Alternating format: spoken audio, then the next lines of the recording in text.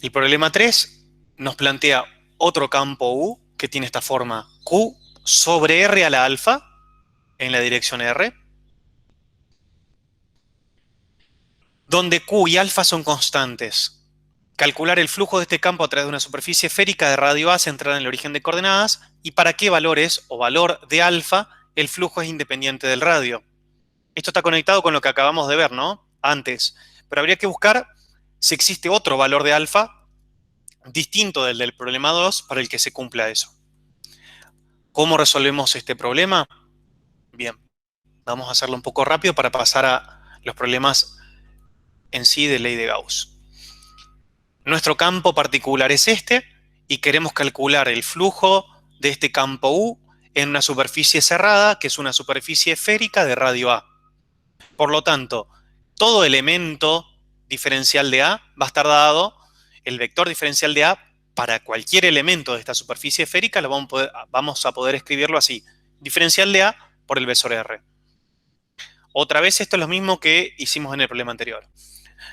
Nuestro campo ahora es este que está acá y por lo tanto el producto escalar de U por el diferencial de A, el producto escalar de U por el diferencial de A va a ser esto que está acá: Q sobre R a la alfa, que es lo mismo que decir Q por R a la menos alfa, por diferencial de A, donde el diferencial de A es un diferencial de superficie esférica.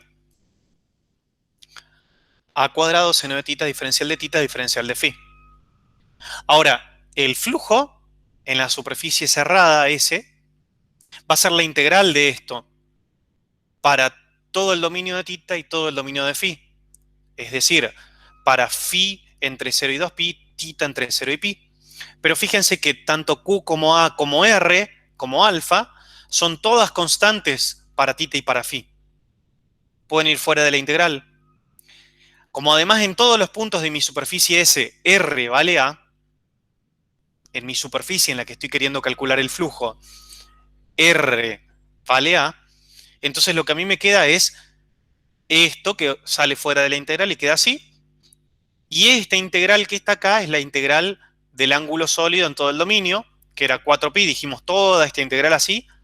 Ustedes pueden hacer primero la integral en tita, después la integral en phi, pero todo esto juntos le va a quedar 4pi. Y entonces me queda 4pi multiplicado por Q por A la menos alfa más 2. Ahora, la pregunta de mi problema es: ¿para qué valores de alfa o para qué valor de alfa el flujo de campo U sobre la superficie S, es decir, sobre una superficie esférica centrada en el origen y de radio A, el flujo va a ser independiente del radio de la superficie? Fíjense que miren, el flujo tiene esta expresión.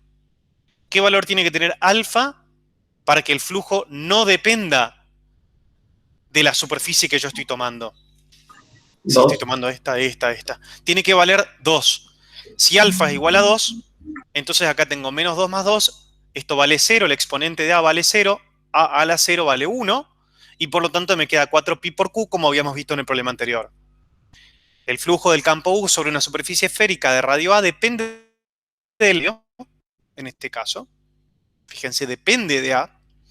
Pero si alfa es igual a 2, entonces el campo U sería Q sobre R al cuadrado por R. En el problema anterior, en vez de Q teníamos una C. C sobre R cuadrado por R versor. Para ese caso particular, el flujo será 4pi por Q. Por lo tanto, el flujo es independiente del radio. Con esto, ¿qué quiero mostrarles? ¿Y qué quiero señalarles? Que no es que para cualquier campo radial, a ver, acá tenemos este campo U que está acá, es un campo radial. ¿Qué significa que sea un campo radial? Que solo tiene componentes en la dirección del versor R. Es decir, solo tiene una componente en la dirección que une a cada punto con el origen de coordenadas. Este es un caso de un campo radial.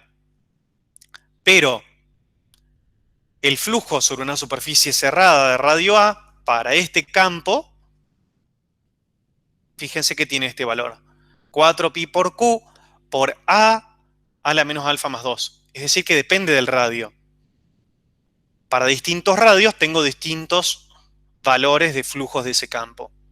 Para el único caso en el cual el flujo no va a depender del radio de mi superficie elegida, es para el caso en el que alfa valga 2.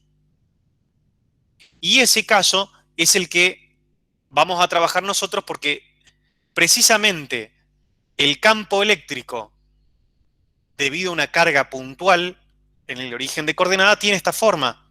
Q es K por Q, donde K es la constante de Coulomb, sobre R cuadrado por R versor. Por eso es importante estos campos en donde tengo una dependencia con la inversa del cuadrado de la separación entre el punto y el origen de coordenadas. Veamos un problema concreto. Fíjense, el problema 4 y el problema 5, se los dejo a ustedes para que los discutan, para que los lean. El problema 4 es más conceptual. Vamos al problema 6, que me plantea una corteza delgada esférica de radio R.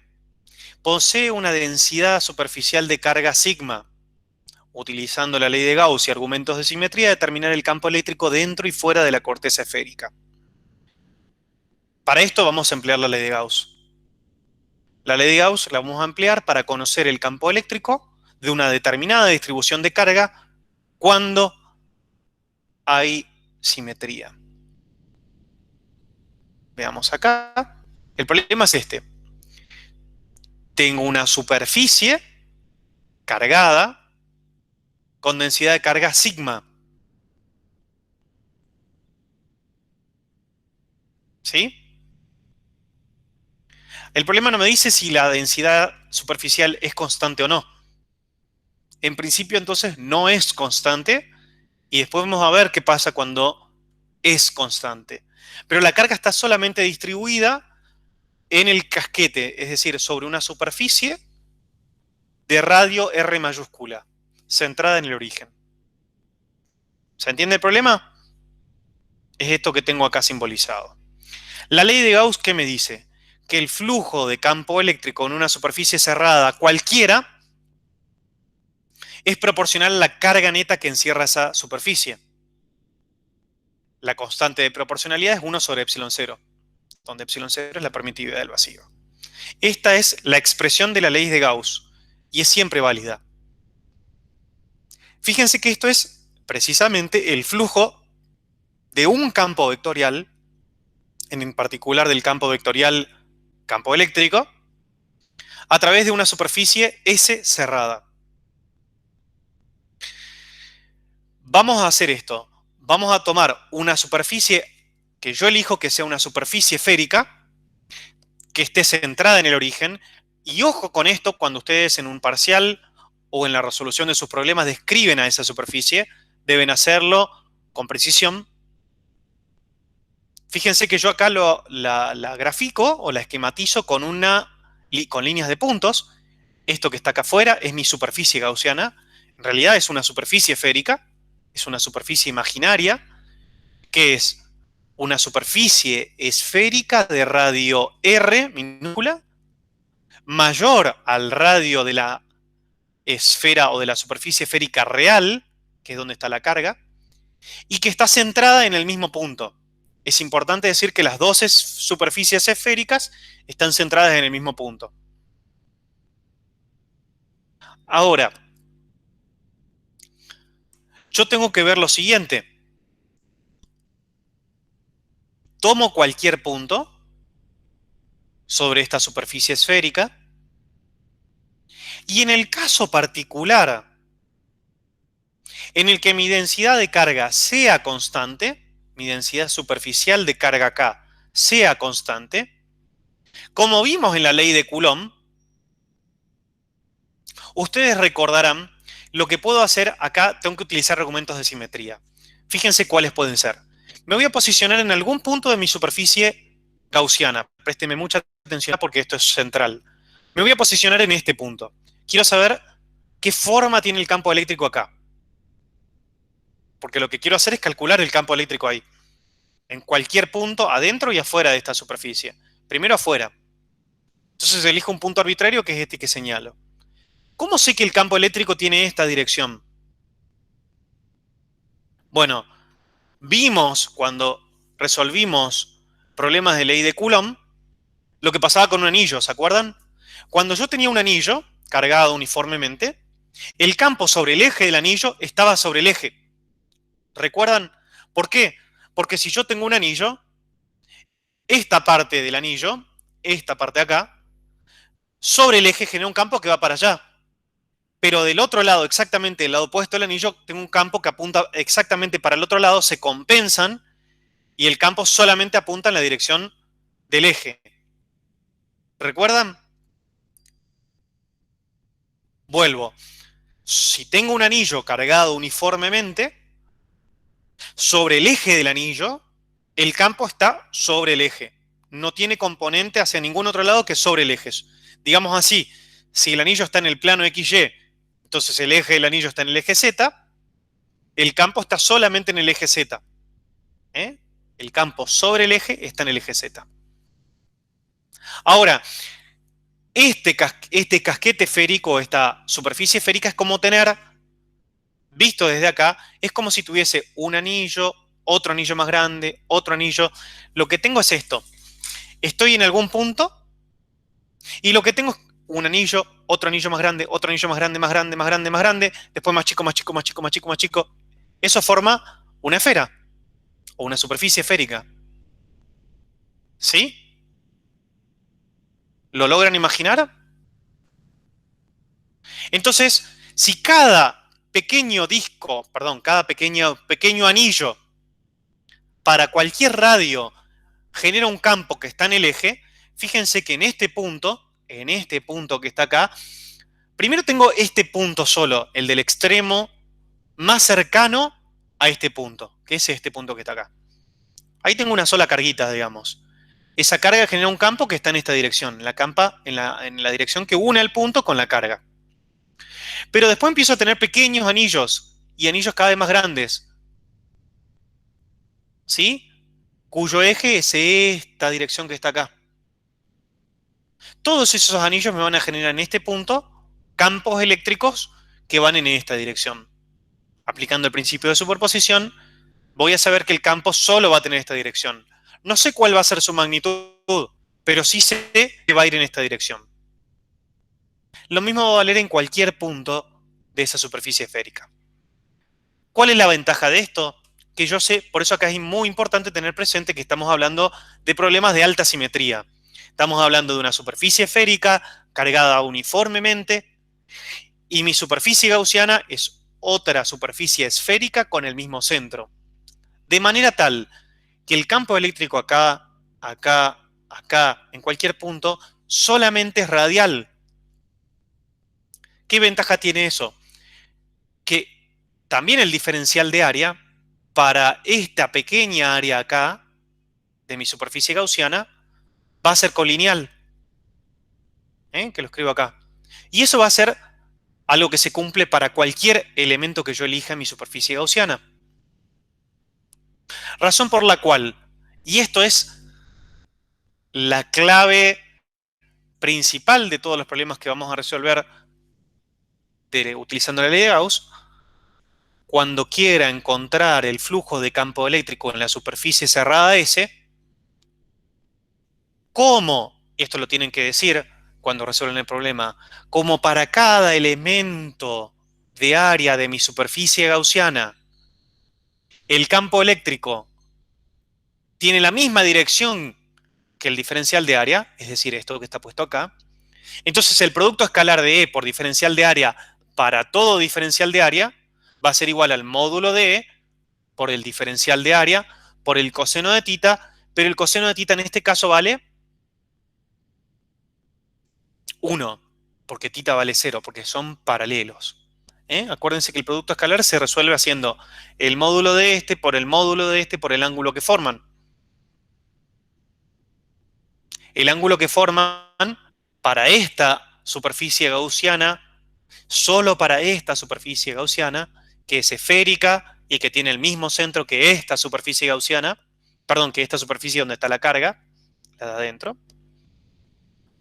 Entonces lo que tengo es que como E es paralelo al diferencial de A para todo diferencial de A, entonces tita vale 0 para todos los diferenciales de A, el coseno de tita vale 1 para todos los diferenciales de A, y por lo tanto esta integral, es decir, el flujo del campo eléctrico sobre la superficie cerrada, ¿quién es ese?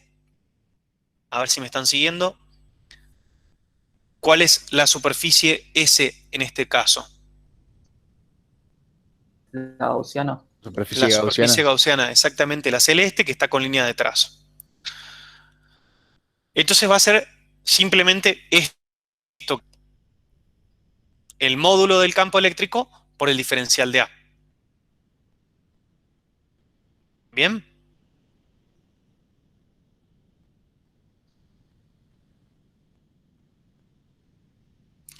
Otra manera de escribir esto es decir, este producto escalar, como el diferencial de A solo está en la dirección de R versor y E solo está en la dirección de R versor, entonces lo que voy a escribir acá es E sub R, es decir, es la componente R del campo eléctrico. ¿Se acuerdan, no? Cuando escribimos un campo cualquiera en coordenadas esféricas, ¿cómo se escribió un campo cualquiera, un campo A en coordenadas esféricas? Ya que levantaste la mano, Lautaro, ¿te animás a responder eso?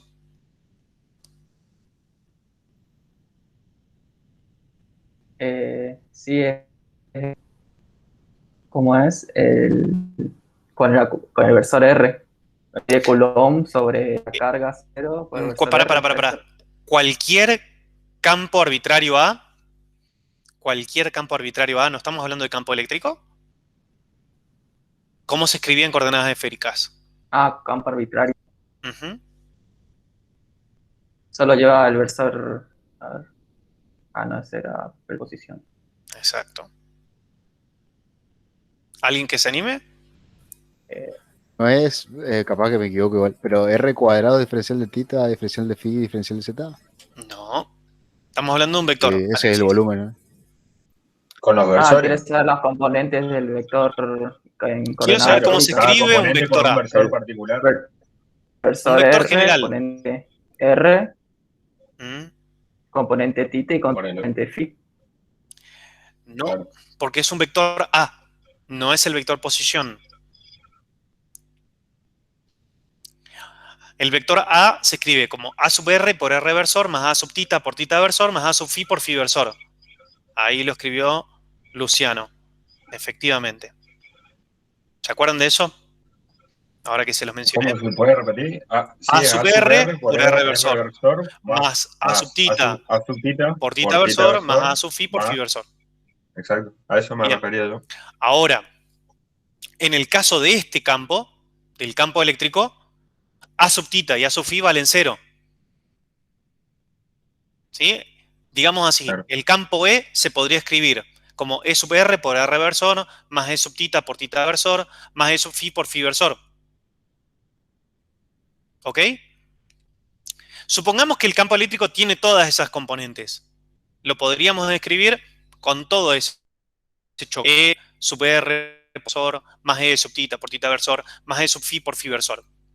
Ahora, si el diferencial de A, como está puesto acá este vector en rojo, solo tiene componente R versor, es decir, a este vector lo escribo como diferencial de A por R versor, ¿cuál va a ser la expresión de este producto escalar?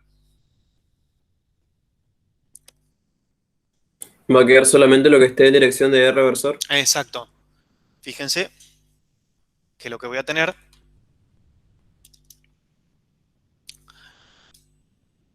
lo que les estaba diciendo es si E es igual a E sub R. Perdón, ustedes no están viendo lo que estoy escribiendo.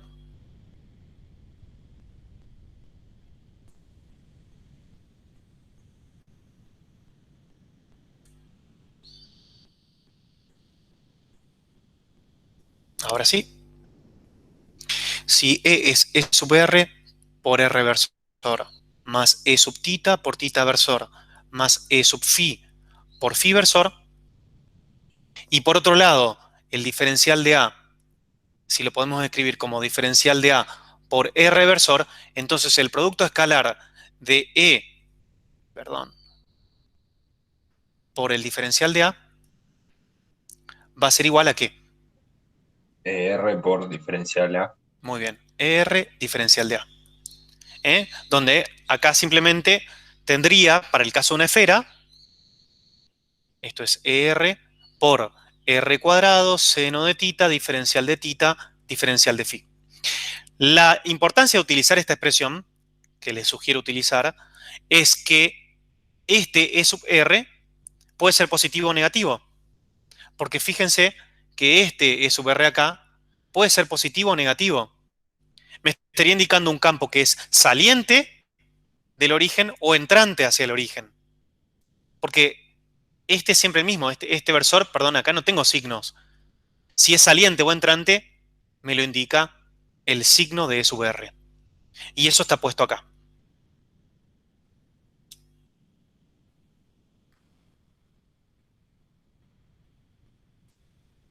En el problema usted usó, El ¿cómo módulo. sería?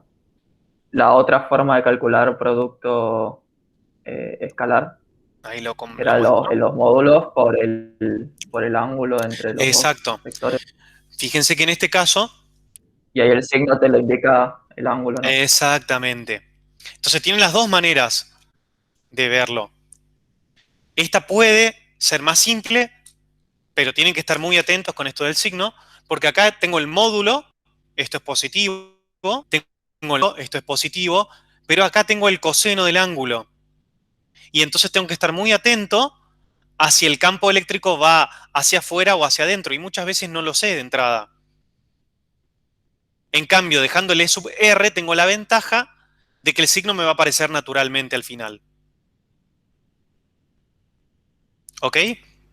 Acá yo podría asumir que tita es 0 y después tendría que ver si eso se cumple o no. ¿Quién levantó la mano? Lautaro Basualdo. Profe, ¿y el módulo del campo eléctrico yo lo calcularía con la ley de Coulomb, verdad? No. Vamos a usar justamente la ley de Gauss para calcular el módulo. Vamos a avanzar un poquito más rápido. Fíjense, habíamos llegado hasta acá y ahora, como el campo eléctrico solo depende de R, digamos, de la distancia del origen al punto R, el campo eléctrico no va a depender ni de tita ni de phi. El campo eléctrico no depende de los ángulos. Entonces, el módulo de E va a ser el mismo para todos los diferenciales de A. Entonces, este es el flujo de campo eléctrico. E va a poder salir, fíjense que habíamos dicho que primero el producto escalar, y esto es importante que vayan haciéndolo paso a paso, ¿no? Esto es la integral del producto escalar en toda la superficie cerrada. Luego se transforma en o este producto o de manera, a mí me gusta mucho más, pero esto lo van a encontrar, a veces lo encuentran así, por eso lo puse de este modo, pero a mí me gusta más que si pueden poner un E sub R diferencial de A, pero ahí ya está implícito que el diferencial de A está en la dirección de R. Por eso ya resolvieron en producto escalar. Y luego dicen, como E sub R no depende de tita y de phi, entonces sale fuera de la integral, porque el diferencial de A, acuérdense que ¿qué era el diferencial de A? A cuadrado, seno de tita, diferencial de phi. ¿Por qué dije A cuadrado? Porque estamos hablando ya de alguna superficie particular de radio A. O en este caso era R, pero R mayúscula. Es un radio fijo. Y estoy integrando en tita en phi. Por lo tanto, fíjense que aparece esta expresión donde este radio es justamente ese radio particular del que yo les estaba hablando. Porque estamos hablando de la superficie. Este R que está acá es el radio de mi superficie gaussiana. Y mi superficie gaussiana tiene radio R minúscula. Por lo tanto, el flujo de campo eléctrico sobre la superficie S es el módulo del campo eléctrico, que desconozco cuánto vale, por 4pi por R cuadrado. Ahora, ¿cuánto vale la carga encerrada en la superficie S? Entonces me voy acá y digo, ¿cuánto vale toda la carga encerrada acá adentro? Bueno, acá no hay carga. Acá no hay carga. Toda la carga va a ser todo lo que tengo en esta superficie. ¿Y cómo encuentro esa carga? Haciendo una integral. Tengo que hacer una integral ¿de quién? A ver si lo pongo acá. Y se los comparto aparte.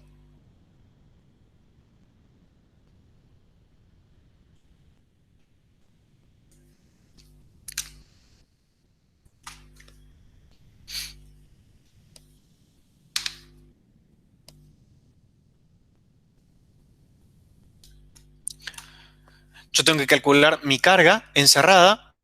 Y mi carga encerrada va a ser sigma diferencial de A. Porque recuerden, y esto lo voy a poner acá arriba, que el diferencial de Q es sigma diferencial de A.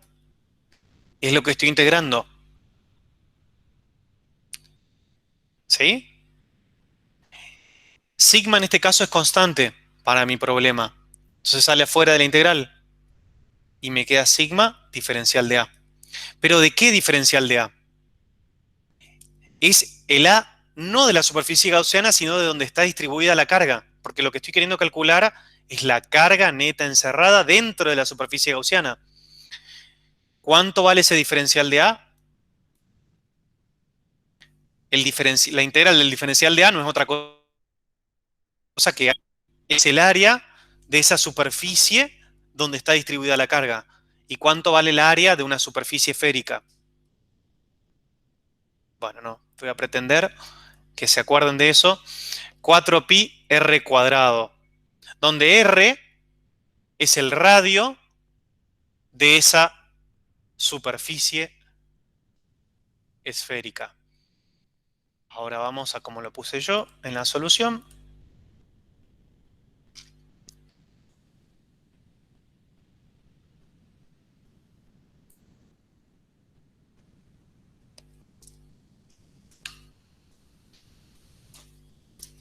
Y fíjense que es lo mismo que puse yo acá. La carga encerrada es sigma por 4pi r cuadrado. Entonces, ¿qué tengo que hacer ahora? ¿Qué tengo que hacer ahora, perdón? Integrar. Por un lado, esto es el valor del flujo de campo eléctrico en la superficie gaussiana. Y esta es la carga encerrada por esa superficie gaussiana. La divido por epsilon 0. Súper importante distinguir este R de este R. Este R es el radio de la superficie gaussiana. Este R es el radio de la superficie esférica donde está distribuida la carga. Y por lo tanto el campo eléctrico, si yo trabajo con esta expresión, me va a quedar K por Q sobre R cuadrado por R versor. Como ven, el campo eléctrico es igual al campo de una carga puntual puesta en el origen. Yo estoy queriendo encontrar qué estaba queriendo buscar. El campo eléctrico afuera, acá en este punto, debido a una superficie esférica sobre la cual se deposita una carga uniforme. Y encuentro que el campo en este punto es equivalente a si toda esta carga distribuida acá estuviese concentrada en el origen. Fíjense, eso es lo que está escrito acá. El campo es K por Q sobre R cuadrado por R versor. Profe, ¿de dónde sale el R versor? ¿De dónde sale el R versor? Que yo de entrada había visto que mi campo eléctrico en este caso está orientado únicamente en la dirección del versor R. ¿De dónde sale? De tener conocimiento, acá sí, de la ley de Coulomb, porque yo conozco la ley de Coulomb y conozco el principio de superposición, y sin necesidad de aplicar la ley de Coulomb para conocer el campo eléctrico. Acuérdense que este problema lo habíamos resuelto también en la serie anterior, en la serie 1, estaba resuelto este problema, donde lo que habíamos hecho era, utilizando la ley de Coulomb, calculábamos cuánto genera cada carga al campo eléctrico en este punto. ¿Se acuerdan? Y después integrábamos y se hacía un problema muy complicado. Acá no tenemos que hacer eso, pero sí aplicamos lo que conocemos de la ley de Coulomb, y en particular esto que yo les decía. Yo sé que para un anillo, sin saber cómo es el campo eléctrico, yo sé que para un anillo, donde la densidad de carga en el anillo está distribuida uniformemente, el campo eléctrico sobre el eje del anillo está sobre el eje solamente, y entonces por esta razón, como estoy apilando un montón de anillos en la esfera, yo sé ya cómo es la dirección del campo eléctrico, y además sé que en este caso, por ejemplo, sé que es saliente si la carga es positiva, porque cada carga iría generando un campo saliente acá, y que sería un campo entrante si la carga fuese negativa. Entonces, lo único que sé es que aplicando conocimientos de ley de Coulomb y de principio de superposición, sé cuál es la dirección del campo eléctrico, pero no sé cuánto vale su módulo. Entonces, para encontrar ahora sí el módulo, lo que hago es aplicar la ley de Coulomb, la ley de Gauss. Y espontáneamente o naturalmente sale esta expresión, donde la Q esta aparece, fíjense que acá yo tenía un sigma, pero tengo sigma por 4pi por r cuadrado. ¿Y esto qué es? La carga total encerrada. ¿Pero qué es la carga encerrada? Y la carga que está distribuida sobre esta superficie. Permítame avanzar un poco más y después respondo a las preguntas que hagan los que están levantando las manos. ¿Qué pasa dentro de la esfera o de la superficie esférica? ¿Qué pasa dentro? Bueno, para conocer el campo dentro tengo que trazar una superficie esférica de radio menor al radio de mi sistema. Otra vez, aplico Coulomb en qué sentido. Yo tengo que saber por la ley de Coulomb que en este lugar, por ejemplo, en este punto, que estoy señalando con mi cursor, lo que estoy viendo es, acá hay un anillo, acá hay otro anillo, acá hay otro anillo, etc. Imagínense acá un eje que tenga esta dirección que estoy señalando. Cada partecita de mi esfera es como si fuese un anillo que se va achicando o agrandando. Yo tengo a esta altura un anillo. Anillos hacia arriba y anillos, digamos, hacia abajo. Si llaman para arriba esta parte y para abajo a esto, o al revés. Yo tengo anillos que vienen desde acá hacia acá y todo un montón de anillos que van desde acá hasta acá. Supongamos que la carga está distribuida nuevamente uniformemente en toda la superficie. Entonces, hay toda una parte, un casquete, que estaría generando un campo que lo querría llevar si la carga es positiva, y yo pusiese acá una carga, querría llevar la carga para allá. Ejercería una fuerza repulsiva si la carga es positiva. Pero después tengo toda esta otra parte, que es otro casquete, que generaría una fuerza repulsiva que va para el otro lado. Entonces yo no sé hacia dónde va el campo total acá, si es saliente o es entrante. Pero lo que sí sé es que está en la dirección de R. Entonces sé que el campo es paralelo al diferencial de A. Ahora voy a venir acá, voy a aplicar exactamente lo mismo, pero como el campo eléctrico es constante en todo punto de la superficie gaussiana elegida, elijo esta superficie gaussiana y digo en todo punto de mi superficie gaussiana, el campo eléctrico E sub R, digamos así, es el mismo. Entonces, ¿por qué es el mismo? Justamente por la simetría.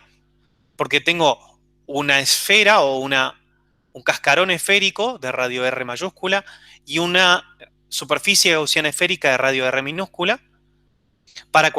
Yo puedo tomar arbitrariamente este punto, pero podría haber tomado este de acá, y hubiese hecho el mismo análisis. Y hubiese visto que el módulo del campo acá o acá o acá es el mismo. Por lo tanto, sacarlo fuera de la integral. Y otra vez tengo esto que está acá. Ahora, este R cuadrado, este R, es el radio de mi superficie esférica gaussiana. Pero la carga neta que encierra esa superficie gaussiana, ¿cuánto vale? 0. Porque la carga está fuera. No encierra ninguna carga esto.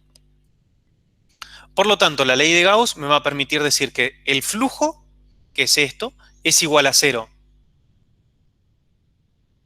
Por lo tanto, el campo eléctrico, como R no es igual a 0, el campo eléctrico va a ser 0 adentro. Y fíjense que respecto de la manera de encontrar esta solución utilizando la ley de Coulomb, emplear la ley de Gauss es mucho más sencillo.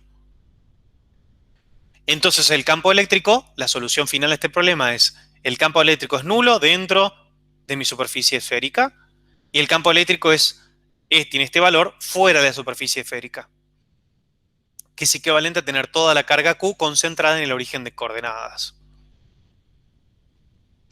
Ahora, pregunta de examen final. El hecho de que mi superficie gaussiana no encierre carga ¿implica que el campo eléctrico en cualquier punto de la superficie es 0? La respuesta es no. ¿Por qué en este caso el campo es 0? Fíjense, si el flujo de campo eléctrico, el flujo es esto, en una superficie cerrada, según la ley de Gauss, eso es igual a Q encerrado sobre epsilon 0. Fíjense que el Q encerrado en esta superficie gaussiana vale 0. Entonces yo tendría un flujo igual a 0. ¿Eso implica que el campo eléctrico sea 0? No. ¿Por qué en este caso el campo es 0? Precisamente por todas las condiciones que estoy diciendo. Porque el campo vale lo mismo en todos los diferenciales de A. Porque el campo es radial. Porque lo puedo sacar fuera de la integral.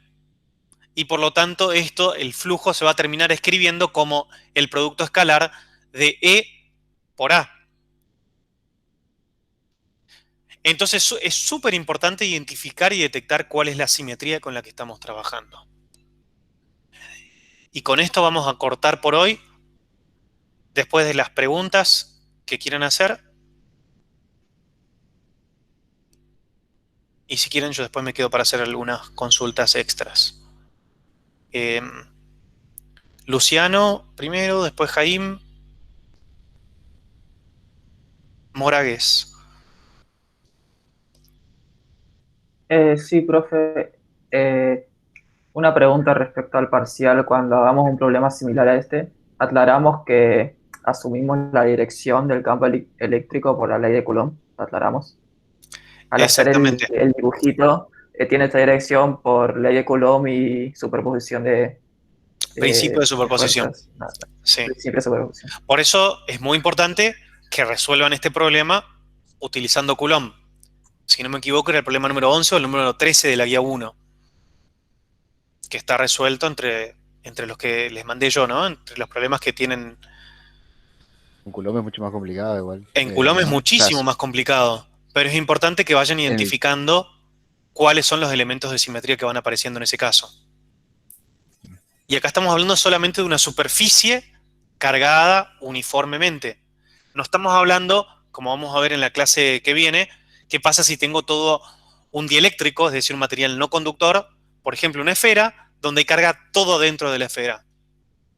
¿Qué pasa si tengo una esfera donde hay distribución de carga adentro de la esfera? No solo en su superficie, sino dentro de la esfera. ¿Cómo es el campo eléctrico dentro de esa esfera y cómo es el campo eléctrico fuera? ¿Y qué pasaría ese primer caso con una distribución de carga volumétrica uniforme? Pero ¿qué pasaría si no estuviese distribuido uniformemente, sino que tiene una distribución que depende del radio? Y después vamos a pasar a resolver problemas con simetría simétrica. Por eso es muy importante que terminen de resolver todos los problemas de la guía 1 y que avancen lo más rápido que puedan con estos problemas también. Jaime, decime. No, nada, simplemente decirle que interesante la reflexión que invita con el tema de las idealizaciones, digamos, o sea, que estamos idealizando el modelo, Ok. me parece. Bueno, corto la grabación. Y otra pregunta, profe, que usted había Bueno, comentado en el problema del cubo. que si estaba fuera del origen, el flujo sería nulo. Pareció raro, porque yo veo el flujo apuntando siempre para repulsivo al cubo.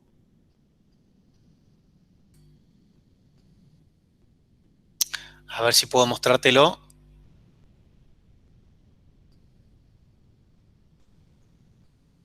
Con alguna animación.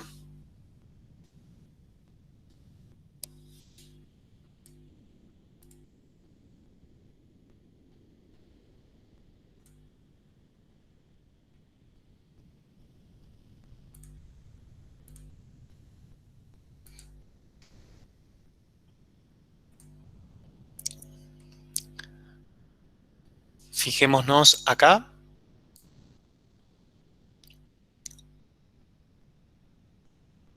Bueno, la verdad que se ve bastante chico esto.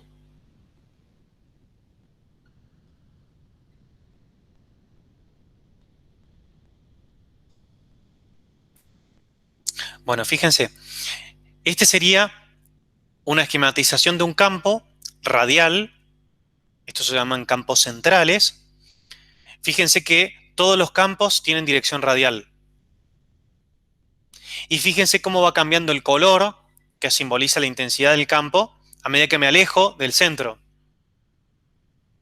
Esta podría ser la representación esquemática de un campo, como el que vimos en ese problema que vos mencionás, Lautaro, de tipo C sobre R cuadrado en la dirección del versor R. A medida que yo me voy alejando, el campo se hace menos intenso. A medida que me acerco al origen, tengo un campo más intenso. La magnitud del campo es mayor. Tomo una superficie, como esta que está acá. Fíjense, acá esta barra me está señalando cuánto vale el flujo, porque el flujo es una magnitud escalar. Entonces es un número. El flujo de este campo en esta superficie.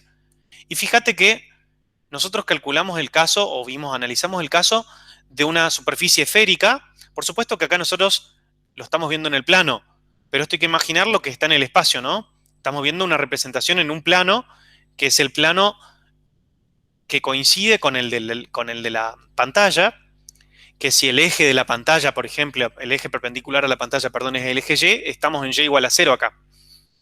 Ahora, fíjate que ahí tengo, por ejemplo, mi esfera centrada en el origen. Mi superficie esférica, mi superficie gaussiana centrada en el origen. Y este es el flujo. ¿Qué pasa si la desplazo a la esfera? Mirá, la desplazo y el flujo no cambia. El flujo no depende ahí de dónde lo estoy centrando. Pero, si yo me voy así, muevo mi superficie de modo tal que ya no encierre al origen, el flujo se hace cero. ¿Qué significa esto gráficamente? Que el flujo que está entrando es igual al flujo que está saliendo. Hay líneas de campo que están entrando acá, de este lado, y de este lado hay líneas de campo que están saliendo. Y se compensan. Por eso el flujo total es cero.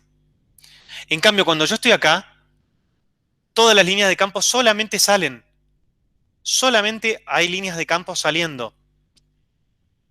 Si lo pensáramos en términos de fluidos, es como si esto fuese agua y acá tuviésemos un elemento de donde brota, se genera espontáneamente, digamos así, agua. Entonces está rebalsando agua. En términos netos, Ahora sí lo entendí. de esta superficie es como si estuviésemos rebalsando agua. En cambio, si yo a esta superficie gaussiana la muevo hacia afuera y acá sigue rebalsando agua, de acá esto es lo que llamamos una fuente de campo, una fuente de agua en nuestra analogía, entonces todo el agua que entra a esta superficie sale. Todo lo que entra sale.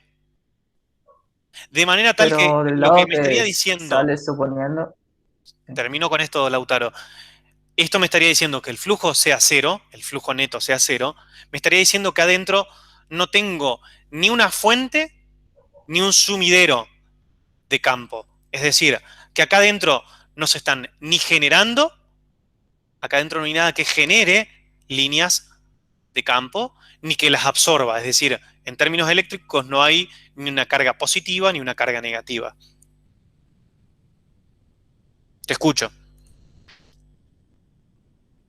Sí, pero en el caso del donde estaría saliendo o entrando, o sea, algunos son de mayor o menor intensidad dependiendo Ajá, efectivamente. de las... Sí. A ver, fíjate, vamos a tomar otro caso, un dipolo. El otro día Leandro preguntó bastante por un problema súper importante, que es el problema de un dipolo, y esto lo van a usar muchísimo. Ustedes trabajaron con dipolos también en la teoría con Ariel, por eso yo no me metí tanto ahí para avanzar sobre otros problemas, pero es muy importante que lo vean. Un dipolo es un sistema conformado por dos cargas opuestas separadas a una distancia fija. Entonces acá tengo una carga positiva y acá tengo una carga negativa iguales y opuestas, separadas a una cierta distancia. Y fíjense el flujo encerrado por esta superficie. Todo lo que entra, sale. Todas las líneas de campos que entran, salen. Ahora, tomo a la carga negativa, la encierro, y fíjense que el flujo se hace negativo. Ahora, solo tomo la carga positiva, el flujo se hace positivo. Independientemente de dónde me ponga, fíjense que el flujo no cambia, siempre que tenga dentro al generador de campo, digamos así, que es la carga, tengo una fuente de campo. Pero ¿qué pasa cuando tomo las dos? El flujo es cero.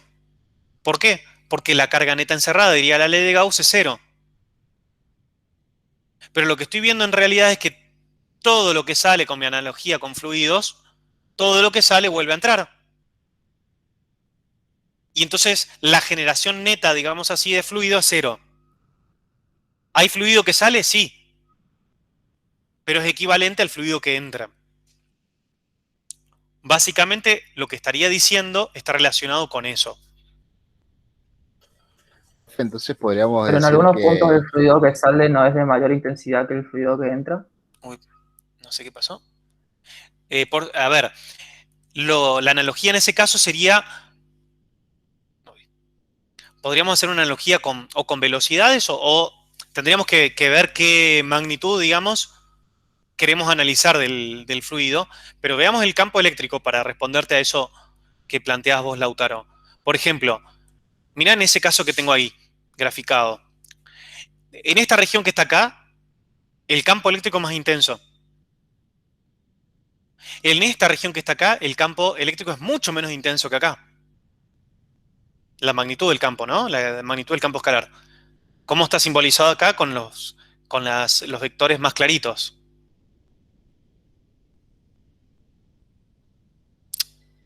Espérenme que no sé qué le pasa. Ahora, si vos analizás la región, la superficie donde hay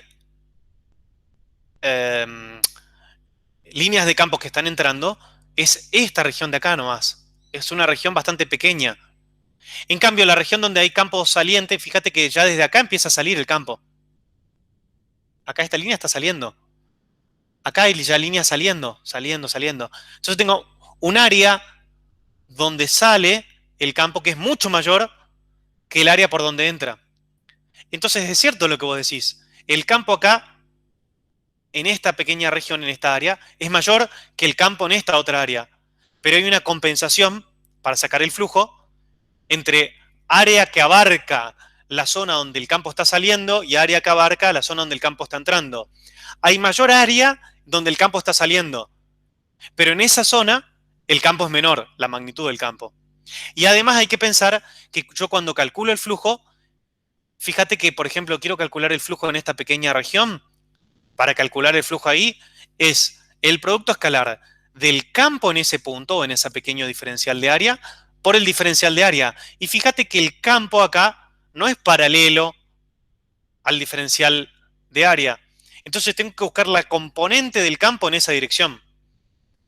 Y ahí me viene bien utilizar el famoso E sub R, pero ahí el origen de coordenadas tendría que estar acá, en el centro de mi esfera, de mi superficie gaussiana. entonces estaría correcto decir que esa diferencia de intensidad que tiene la parte que está más cerca del origen con la que está más lejos, se compensa con, por ejemplo, la cantidad de líneas que salen de esa superficie gaussiana. O A sea, ver, hay una manera muy, muy gráfica de representar, que ustedes lo vieron ya en teoría, que es utilizar líneas de campo. Ustedes claro, vieron a eso cómo me refería. se grafican las líneas de campo, son una representación muy usual y muy importante, no es fácil de entenderlos de entrada, pero que indican varias cosas. Por un lado, indican la intensidad del campo, ¿no? Ustedes saben que cómo se construye un diagrama o las líneas de campo. Las líneas de campo parten de cargas positivas y confluyen a cargas negativas. Si hay líneas de campo que están entrando o saliendo de algún punto, es porque ahí hay una carga, o positiva o negativa. Si las líneas están saliendo, es porque la carga es positiva. Si las líneas están entrando hacia un punto, es porque hay una carga negativa. Ahora, la densidad de líneas de campo en una superficie no indica la intensidad de campo. Y por otro lado, la dirección del campo en algún punto dado siempre es rasante, si quieren, es decir, es tangente, está en una dirección tangente a la dirección de las líneas de campo. De modo tal que una vez que yo tengo representado con un esquema, con líneas de campo eléctrico, algún sistema, entonces sí, yo tengo solo líneas, ya no tengo los vectores, tengo líneas de campo. Entonces, si yo tengo alguna superficie gaussiana y toda línea que entra sale, entonces el flujo en esa superficie es cero. Ahora bien, si entran más líneas de las que salen, el flujo neto es negativo. Si salen más líneas de las que entran, el flujo neto es positivo. Esto no es sencillo de verlo de entrada. Quizás tienen un poco que creerme y un poco hacer los ejercicios, y sobre todo más de hacer los ejercicios y volver a preguntarme. Pero fíjense la importancia de la conexión entre las dos cosas que utilizamos, o digamos las dos cosas que vimos hasta ahora. Utilizar la ley de Coulomb por un lado y utilizar la ley de Gauss por el otro. No pueden desconectarlas.